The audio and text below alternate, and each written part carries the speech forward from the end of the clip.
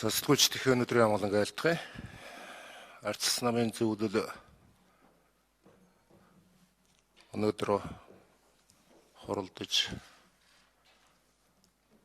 нэг гол асуудлыг хөндөж ярьсан байгаа. Энэ бол та бүхэн мэдж байгаа. Өнөөдрийн асуудлаар ардчилсан намын зөвлөл байр суурь илэрхийлэх нь зүйтэй гэж үзсэн. Энэ асуудал бол үндэсний аюулгүй байдлын зөвлөлөөс гаргасан зөвлөмжийн талаарх асуудал байгаа. Үндэсний аюулгүй байдлын зөвлөл өөрийнхөө бүрэн эрхийн хэмжээнд тэтгэврийн зээлийг нэг удаа тэглэх тухай зөвлөмжийг гаргасан байна. Энэ зөвлөмжийн хүрээнд ардчилсан нам иргэдээ зээлийн дарамтаас чөлөөлөх бодлогын хүрээнд хэрэгжүүлж байгаа энэ асуудалд Монгол улсын ерөнхийлөгчийн улс төрийн санаачилгаа гэж бид үзэж байгаа. Яагаад ингэж үзэж байгаа юм бэ гэхээр 2017 оны ерөнхийлөгчийн сонгуульд нэр дэвшгэд ардчилсан нам Монгол улсын ерөнхийлөгчид Монгол хүн бүрийг нэг удаа өргүү болох тухай ийм загтал илгээсэн байгаа. Энийг хүн бүхэн мэдж байгаа. Энэ асуудлын хүрээнд төрийн тэргүүний гаргасан улс төрийн санаачлагыг үндэсний аюулгүй байдлын зөвлөл хүлээж авчээ гэж бид ойлгож байна. Ер нь бол Монгол улсын иргэн бүр өрийн дарамтгүй амьдрах асуудал нь бол бидний туйлын тулгымцсан асуудлын нэг бол яхахгүй мөн гэж бид үздэг. Тийм учраас ардчилсан нам өөрөө иргэдээ зээлийн дарамтаас чөлөөлөх тухай бодлогыг хэрэгжүүлэх санаачдах ажлыг хэрэгжүүлээд дөрөвдөг жилийнхээ нүрийг бид харж байгаа. Энэ хүрээнд ерөнхийлөгчийн энэ санаачдахыг бол бид бүрэн дэмжиж ажиллах нь зүйтэй гэж үзэж байгаа. Мэдээж энийг хэрэгжүүлэхэд олон тулгымдсан асуудлууд, нийгэмд талцсал, янз бүрийн зүйл өдөөгдөж байна.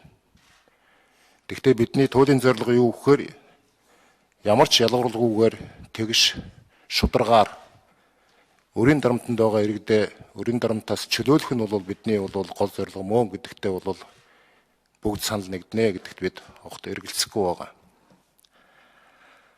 Үндэсний аюулгүй байдлын зөвлөмжийг мэдээж улсын их хурал авч хэлцэх баг. Засгийн газар ч гэсэн энэ тэтгэврийг нэг удаа чөлөөлөх тухай тэтгэврийн өрийг нэг удаа чөлөөлөх асуудлаар хуралдаж явах шиг байна. Бид энэтэй холбогдуулаад үндэсний аюулгүй байдлын зөвлөмжийн дагуу Монгол Ардын намын бүлэг засгийн газарт зарим нэг шаардлагыг хөрвүүлэх зайлшгүй шаардлагатай гэж үзсэн. Хамгийн гол нь тэтгэврийн зээлийг тэглэх их үүсвэрийг байгалийн баялагийг эдийн засгийн эргэлтэнд оруулах замаар санхүүжүүлэх асуудлыг ярилцж байгаа юм байна. Гэхдээ энд Монгол улсын үндсэн хууль заасан тэгшэрх, шударга ёс зарчмыг хэлбэрлэлтгүй дагаж мөрдөх зайлшгүй шаардлагатай гэж бид харж байгаа. Хэд хэдэн гарч улсгүй сөрөг үр нөлөөллөөс бид хамгаалах бол зайлшгүй шаардлага үүснэ. Энэ бол амьдралын бодит зүйл. Энийг ямарваа нэгэн сонгуул угтсан сонгуулийн шоу болгож эдийн засгаа бити балжчаасаа гэж бид бас хүсэж байгаа. Ардчилсан нам ерөнхийлөгчийг сонгуульд нэр дэвшгэд Монгол хүн бүрийг нэг удаа өргүү болох тухай захиасыг өгсөн юм а. Энэ бол 2017 оны 7 сарын 1-нд бидний өгсөн зүйл байна. Энэ дээр заасан нэг онцлог зүйл юу байсан бэ гэхээр тэтгэвэр, цалин, оюутны сургуулийн төлбөрийн болон малчдын зээлтэй нийт иргэдийнхээ одоо байгаа зээлийн өрийн үлдэгдлийг байгалийн баялагаас иргэдэд хүртээх өгөөж болон иргэдэд эзэмшүүлэх хувьцааны ноогдол ашгаар төлөвлөх гэдэг ийм зүйл залт орсон байна. Тэгэхээр асуудалд бол бид нар нийгмийг талцал хуваалцал руу хөтлөж болохгүй. Зөвхөн салхитын мөнгөний ордны тухай асуудал яригдаж болохгүй. Энэ дээр юу яригдах вэ гэхээр бид нэр эрх зүйн орчноо шинжилж нийт стратегийн орлыг шинэ үндсэн хуулийнхаа болон үндсэн хууль байсан суур зарчмыг баримталж төрийн нийтийн өмчийн компани байгуулах тухай асуудлыг нэмэгсэн ярих нь зүйтэй гэж бид ингэж харж байгаа. Өнөөдрийн гаргаж байгаа үндэсний аюулгүй байдлын зөвлөлийн шийдвэр бол энэ ажлыг хэрэгжүүлэх эхний алхам болж байна гэдэг талаас нь бид нар бүрэн дүүрэн дэмжих ёстой. Хамгийн эмзэг болог бол яхахгүй ахмадууд мөн. Тэгвэл цаана гарах үр дагаврыг бид нар зөв тоож нийт өртөө иргэдийнхээ асуудлыг орлоготой амьдралтай цаашд өрийн дарамтгүй байлгахад стратегийн ордуудынхаа энэ компанийг нэгэн яралтай байгуулах эрх зүйн орчныг бүрдүүлэх шаардлагатай гэж ингэж бид харж байгаа. Манай Нарантуяа гишүүн нарын санаачилсан хуулийн төслийг манай Нарантуяа гишүүн мэдэн дэлгэрэнгүй тайлбарлах байх. Энэ асуудлыг бид нар улсын их хурлд өргөн барих нь хууль болгож өргөн барих нь боловсруулсан хуулиа өргөн барих нь зүйтэй гэж ингэж үзснээ бол давхар бас мэдгэгчхэн зүйтэй байхаа гэж бид ингэж харж байгаа. Ер нь газрын хэвлэлийн баялагын үр өгөөжийг иргэдэд хүртээхдээ үндсэн хуулийн суур зарчмыг огт алдагдуулж барих болохгүй. Үүн дотроо төрийн үйл ажиллагааны үндсэн зарчмаа ягштал мөрдөх ёстой бид нар. Хүний эрх хэрэгчлөөний зарчмыг баримтлах ёстой. Хөрөнгө чинээгээр нь үйл явдал ёстой. Иргэдийн эрх ашигыг хохироохгүйгээр үндэсний ив нэгдлээ бол чандлан хадгалах зайлшгүй шаардлага байгаа гэдгийг бол анхааруулах хүн зүйтэй гэж бид ингэж харж байгаа.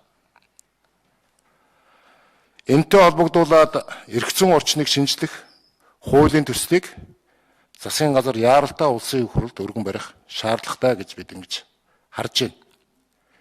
Хэрвээ уул уурхайн ордын үр өгөөж болон орлогыг цаашид иргэдийнхээ зээлийг тэглэх асуудал руу оруулж байгаа бол бид нар Монгол улсын 2020 оны төсвийн тодтголыг зайлшгүй хийх зайлшгүй шаардлага үүснэ гэдгийг бас сануулгах шаардлагатай гэж ингэж бид харж байна.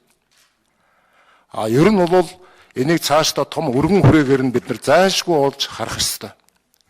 Зөвхөн одоо ахмадуудын тэтгэврийн тухай асуудал биш, нийт иргэдийнхээ өрийг энэ ордынхаа уул уурхайн стратегийн ордын үр өгөөжөөс цаашид өргүү болох асуудал дээр ардчилсан илүү санаачлагтай ажиллана гэж ингэж бодож байгаа.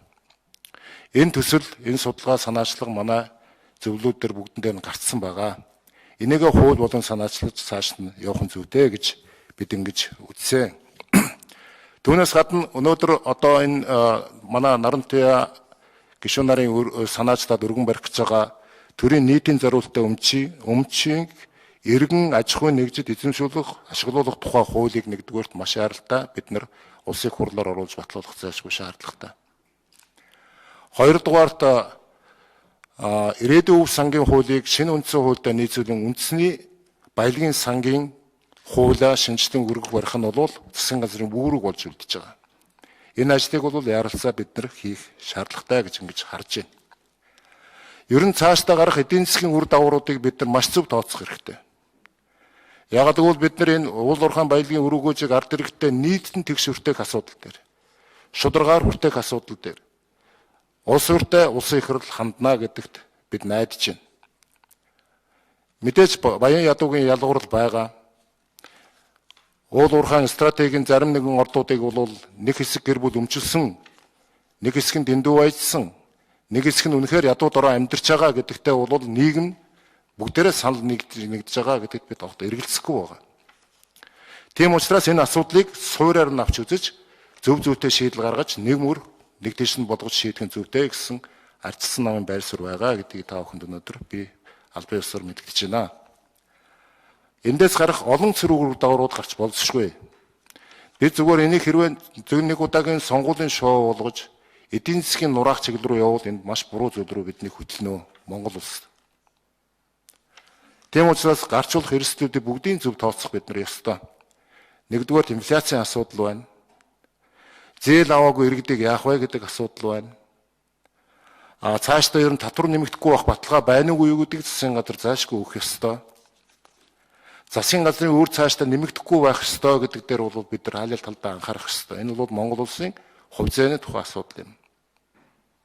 Тийм учраас өнөөдрийн эхлэл бол бид нар бол тэтгэврийнхээ хөгжчүүдийн өрийг тэглэх асуудлаар эхэлж байгаа юм байна. Тийм учраас бид дэмжинэ. Зөвхөн тэтгэврийн одоо хөгжчүүдийн маань өрийг тэглэх асуудал биш, нийт өртөө байгаа монголчуудын асуудлыг энэ их баялагынхаа нөөц боломжийг ашиглаж цаашид өргүү байлгах дээр бол бид нар маш зөв менежментийг хийх ёстой гэдэг байр суурин дээр байгаа гэдгээ би та бүхэндээ бас хэлье.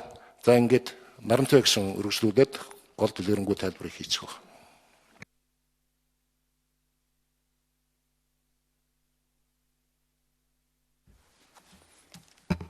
За та бүдгийн төлөөний амгалан айлтгая. За өнөөдөр яригдж байгаа энэ тэтгэврийн зээлийг тэглэх тухай асуудалтай бас нэлээд мэрэгжлийн үүднээс хандах шаардлага байна гэж үзэж байгаа. За анх энэ асуудал юунаас болж яригдсан бэ?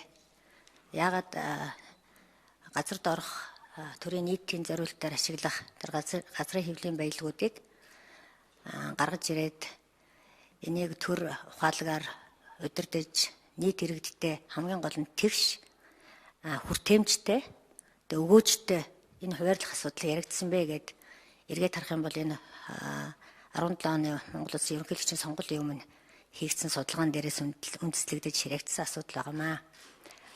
Монгол Улс газарт орох баялгаа 1997 оны ашигт мултмалын хууль гарснаас хойш ямар байдлаар иргэн аж ахуйн нэгжүүдэд ашиглуулж ирсэн бэ гэвэл энэ зөвхөн ашигт мултмал хаагуулын лицензийн хүрээнд л ашиглуулж ирсэн байдаг.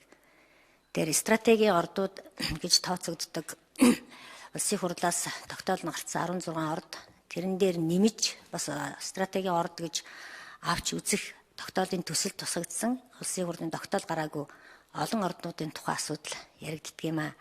Тэр бид хинд газрынхаа баялагийг ямар зарчмаар ашиглуулж байгаагаа мэдэхгүй өнөөдрийг хүртэл явсан ийм улс.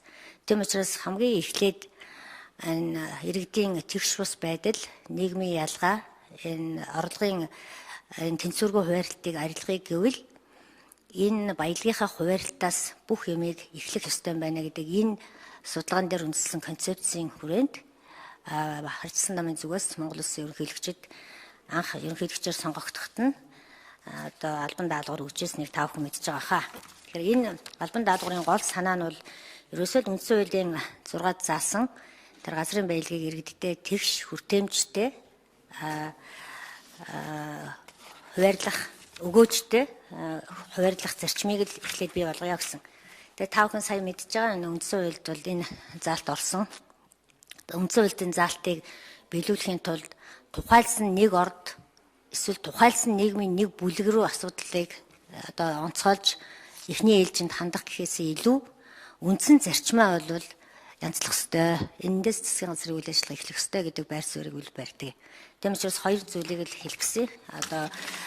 Үндэсний аюулгүй байдлын зөвлөл дээр мэдээж сая ярихдаа энэ үндсэн хуульд орсон өөрчлөлтийг үндэслэж ярьсан гэж ойлгож байгаа. Тэгээд стратегийн ордуудаа хэрхэн яаж ашиглах зарчмаа эхлээд тодорхойлохын тулд миний хувьд бол эхлээд төрийн нийтийн зориултаар ашиглах эзэмших энэ баялагийг иргэн аж ахуйн нэгжид ашиглуулах эзэмшүүлэх бол ямар зарчмаар ямар процедураар энэ хүнд ашиглуулах юм бэ гэдэг хуулиа эхлээд батлах ёстой гэж.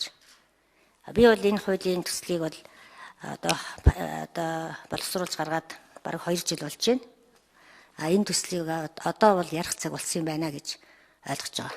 Тэгэхээр энд бол зөвхөн ганцхан нэг орд биш. Жишээлх юм бол одоо гадуур яригдж байгаа салхитын мөнгөний ордыг бүх баялагийг аваад тэр баялаг дээр нь тулгуурлаж үнцээс гаргаад үнцээсийг нь мөнгөжүүлээд ирээдүйд тушаах олборлох валютан дээр нь фьючерс гэрээ хийгээд мөнгө босгоод одоо банкудад өгж тэтгэвэр хаах тухай яригдж штэ. Тэгэхээр энэ бол үүсээд байгаа нөхцөл байдлыг төвс шийдэх тийм одоо үндэслэл суур бүхий ийм шийдэл бол биш юм аа. Энэ бол тухайлсан нэг хэсэг нийгмийн бүлгээ ялгуурлаж авч үзэж байгаа ийм шийдэл болно. Тийм учраас бүгдийг нь бид нэр үнэхээр л бүх иргэн аливаа нэгэн зээлийн хүрийн дарамтгүйгээр орлогын тогтвортой өхөсвөрттэй болъё гэвэл зөвхөн салхитын мөнгөний орд биш Эрдэнэс 5 толгойн дээрэс нь Эрдэнтийн үйлдвэрийн хувьцаа дээрэс нь одоо Эрдэнэс Монголын дор байгуулагдаж байгаа хэд хэдэн охин компаниуд байгаа.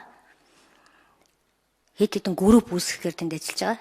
Тэгэхээр энэ бүх компаниудыг иргэдэд эзэмшүүлж болох тэр бүх хувийг нь улсын хурлын тогтоол гаргаад иргэдтэй эзэмшүүлчмээр байгаа. Хувьцааг нь. Орд болгон мэдээж өөрийн онцлогтой, өөрийн тодорхой нөөцтэй. Тэгээ ямар хэдэн хувийг нь иргэдэд эзэмшүүлэх үү гэдэг тэр үндсэн зарчмаа миний яриад байгаа суур хуулиар тогтоож өгөөд дагалдаж улсын их хурлаас тогтоол гарч хувьцааг нь эзэмшүүлээд тэр хувьцаанд харин жид болгон ногдлол шиг авдаг байх тэр эрхийг нь баталгаажуулж өгөх ёстой. Тэгэх юм бол зээлтэй зээлгүй гэж ялгуурлагдахгүйгээр Монголын бүх иргэн хувьцааны ногдлол ашигаас тогтвортой орлоготой болох учраас энэ бол иргэдийнхаа өрхийн орлогыг бодитоогоор нэмэх, бодиттой гарц юм а гэж харж байгаа. Тийм учраас энэ хуулийг дагуулж улсын их хурлаас гарах хуулийн тогтоолын төсөл энэ хуулийг хэрэгжүүлэхтэй холбогдуулж дагаж мөрдөх журмын тухай хууль гэдэг багц хуулийн төслүүдийг боловсруулсан байгаа. Тэгээ энийг бол одоо иргэнд нийт иргэдийн дунд хилцүүлэнд оруулж саналыг авч өргөн барихад бэлтгэнэ гэдгээ нэгдүгürt илэрхийлье. Хоёрдугаарт одоо бид нарын байгаа ирээдүйн өв сангийн тухай хууль байгаа. Ирээдүйн өв сангийн тухай өнөөдрийн хууль маань яг өнөөдрийнхээ нийгмийн шаардлагыг бол хангаж чадхаа бол болсон. Тийм учраас энэ баялагын сангийн тухай хуулийг уул уурхай хүнд үйлдвэрийн яамтай хамтраад бас боловсруулсан байж байгаа. Энэ хуулийн төслийг одоо засгийн газар өргөж барих хэрэгтэй байна. Ирээдүйн өв сан гээд энэ санд өнөөдрийг энэ жилээс одоо баланс нь нэмэх болж орлого хоригдлогдож байгаа. Иннээс өмнө бол дандаа хасах байсан. Тэгэхээр одоо энэ сан бол зөвхөн төсвийн одоо дутууг нөхдөг ийм сан бол байх ёсгүй. Энэ бол жинхнээсээ нийт иргэдэд хүртээмжтэйгээр улсын эдийн засагт өгөөжтэйгээр ашиглагддаг ийм сан байх ёстой учраас энэ сангийн хуулийн үндсэн концепц нь бол тодорхой хэсгийг нь бол ирээдүйдээ хадгална. Тодорхой зарим хэсгийг нь бол бусад томоохон одоо төслүүдээ, мега төслүүдээ явуулахад тодорхой хэмжээнд зарна. Бусад хэсгийг нь нийгмийн хөтөлбөрүүдийг одоо эрүүл мэнд боловсролын салбарын хөтөлбөрүүдийг санхүүжүүлэхэд зарцуулагддаг байхаар нэлээд одоо сайн судалгаанд үндэслэж хийгдсэн юм төсөл байгаа. Тэгэхээр энэ хоёр хууль батлагдчихэж, энэ хоёр хуулийг дагаж гарах журмын хууль батлагдчихэж, мөн улсын их хурлын тогтоолууд гарч иж энэ ажил бол одоо төгс шийдлэн зөв оновчтой сая үндсэн хуульд заасан тэр тэгш хүртээмжтэй, өгөөжтэй байх зарчмыг хангах юм аа. Тэгэхээр яг энэ одоо чиглэлээр засгийн газар илүү ажилласаа гэж бодож өнөөдрийн хэвлэлийн баг хурал дээр бас өөрсдийнхөө байр суурийг бид нар илэрхийлж байгаамаа. Аливаа одоо асуудлыг ингэж олон талаас нь авч үзэхгүй бол эдийн засгийн үр дүн бол төсөөлж тооцоолж байгаагүйгээр хор хохиролтойгоор гардаг. Та бүхэн санаж байгаа 2011 онд Монгол улсын эдийн засаг 17% өсөжсэн тэр үед бид нар байгалийнхаа баялагын бүх мөнгийг нь ирээдүйд олох мөнгөө урьдчил зээлж жагаад 1.9 их найт төгрөгийг хүний хөгжлийн сангийн юмар дамжуулж тарааж исэн. Яг тэрэн шиг юм гашуун түүх ахиж давтагдахгүй. Тэрэн шиг дараагийнхаа засгийн газрын дараагийнхаа 4 жилийн эдийн засгийн бодлогот одоо сөрөг нөлөө хор хохирол учруулахгүй байх тийм одоо зөв шийдэл хэлбэрийг энэ засгийн газар олж авч хэрэгжүүлээсэ гэдэг нэг үүднээс эдгээр сөрөг хүчин ч гэсэн бид бас үгээ ээлж саналаа зөвлөгөөгөө өгж явах хэрэгтэй гэдэг утгаар энэ хурлыг бол хэлж энэ санааг илэрхийлж байгаа юм шүү гэдгийг ойлгоорой. Баярлалаа. За асуулт. Парламент л үз. Тэгэхээр яг энэ асуудал дээр би наран туяа гишүүнээс асууя л да. Эдийн засагч хүнийхээ байр сууриас та яг хэрэг одоо 231 мянган ахмадын 760 тэрбум төгрөгийн зээлийг тэглэлээ гэж үцхэд энэ төсөвт ямар хүндрэл үүсэх вэ? Нэг хоёрт инфляцийн түвшин яаж нэмэгдэх вэ? Манай улсын хувьд бас олон улсын валютын сангийн өрх төсөв хөтөлбөрт хамрагдсан байгаа. Олон улсын валютын сангийн асуудал дээр ямар байр суурь илэрхийлэх вэ гэд нэлээд олон эдийн засгийн асуудлууд гарч ирж байна. Дээрээс нь бид өөрсдөө санал чагсаалтанд орцуулсан байгаа шүү дээ. Тэгэхээр яг та зүгээр эдийн засагч хүнийхээ үүднээс энэ хэр оновчтой шийдвэр юм бэ гэдэг дээр та өөрийнхөө байр суурийг илэрхийлж байна.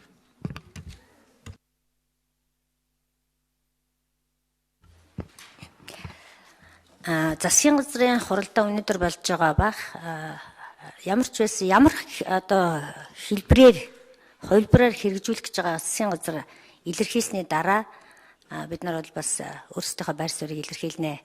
Өнөөдөр засгийн газрын шийдвэр гараагүй байхад шууд одоо төсвөөс хаагч байгаа юм байна гэж хардах нь бас учир дутагдaltaй. Ямар ч байсан би бол улсын төсөвт бол энэ хэмжээний одоо зээлийг тэглэх мөнгө бол байхгүй гэдгийг бол бүх хүн мэдж байгаа. За олон улсын валютын сангийн байр суурь ямар байгааг би бол мэдэхгүй. Үндэсний аюулгүй байдлын зөвлөлөөс өгсөн чиглэл бол Монгол банкыг энэ үйл ажиллагаан дээр нэлээд түлхүү оролцохыг бол үүргэсэн байгаа. Тэгээд Монгол банкны ерөнхийлөгч бас энэ талаар ямар арга хэлбэрээр хэрэгжүүлэх гэж байгаагаа өнөө маргаашгүй мэдэгдэх байхаа гэж найдаж байна. За баярлалаа.